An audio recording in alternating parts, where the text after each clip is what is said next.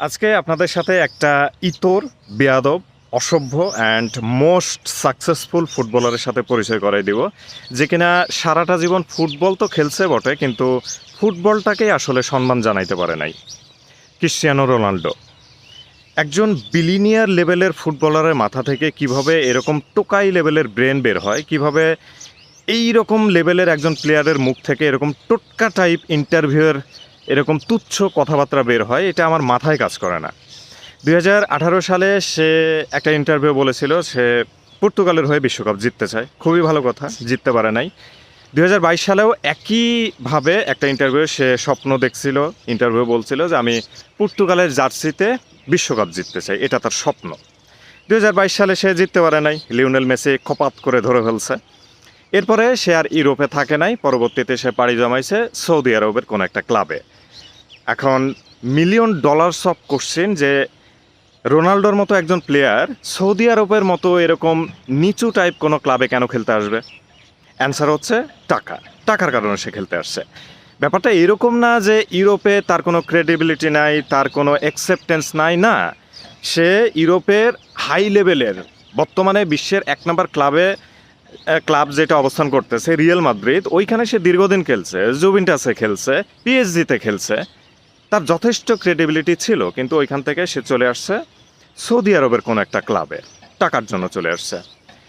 এখন এইখানে আসার পরে তার কাছে ইউরোপের ক্লাবটা হয়ে গেছে, মানে ইউরোপের ক্লাবগুলো হয়ে গেছে তুচ্ছ, সৌদি আরবের ক্লাবগুলো হয়ে গেছে অনেক হাড্ডাহাড্ডি লড়াইয়ের জায়গা, অনেক শক্তিশালী একটা জায়গা, খুবই কঠিন একটা জায়গা, কঠিন ফুটবল এইখানে হয় সে বলতেছে।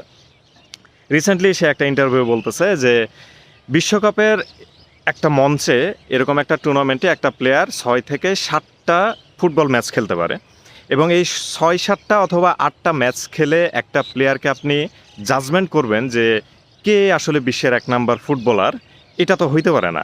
তার মানে বিশ্বকাপ টুর্নামেন্টটা তার কাছে মোটামুটি তুচ্ছ। ওই যে 6-7টা প্লেয়ারই তো, মানে 6-7টা ম্যাচই তো খেলতে পারে একটা প্লেয়ার পুরো টুর্নামেন্ট জুড়ে।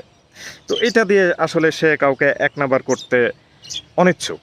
মানে বিশ্বকাপের মোটামুটি তার কাছে এখন ক্রেডিবিলিটি নাই। এখন দেখার ব্যাপার হচ্ছে যে 2026 সালের বিশ্বকাপে তো পর্তুগাল চান্স পাবে, ডেফিনেটলি চান্স পাবে, এবং এমন তো না যে বিশ্বকাপে না খেলে রোনাল্ডো আসলে জাতীয় টিম থেকে বাইরে থাকবে, এরকম তো হবে না। সে অবশ্যই পর্তুগালের জার্সি পরবে এবং বিশ্বকাপে খেলবে। তখন আসলে এই ব্যাটা কোন মুখ নিয়ে খেলবে, কেন খেলবে, কি হাসিল করার জন্য খেলবে, তখন কি আসলে মানে তার কি কোনো মুখ থাকবে? লজ্জা থাকলে কি এখন ইন্টারভিউ সে এই ধরনের কথাবার্তা বলতে পারে? তখন কি সে বিশ্বকাপে খেলবে না? ডেফিনেটলি খেলবে। মোরাল অফ দ্য স্টোরি কি জানেন? মোরাল অফ দ্য স্টোরি হচ্ছে যে শেয়াল আর আঙ্গুরের গল্প তো আপনারা জানেন। শেয়ালের কাছে আঙ্গুর ফল তখনই টক হয় যখন ওই আঙ্গুরটা সে ধরতে পারে না। অনেক চেষ্টার পরে আঙ্গুর অনেক উপরে থাকে, সে লাফায় লাফায় অনেক শ্রম দেয়, পারে না যখন, তখন ওই লেজ লাড়াইতে লাড়াইতে তারপরে যায় আর বলে যে আঙ্গুর ফল টক। তো বিশ্বকাপের ট্রফিটা ক্রিশ্চিয়ানো রোনাল্ডোর কাছে আসলে টক হয়ে গেছে। একজন নাচনিওয়ালার কাছে ওই উঠান তখনই বাঁকা হয় যখন সে নাচতে পারে না।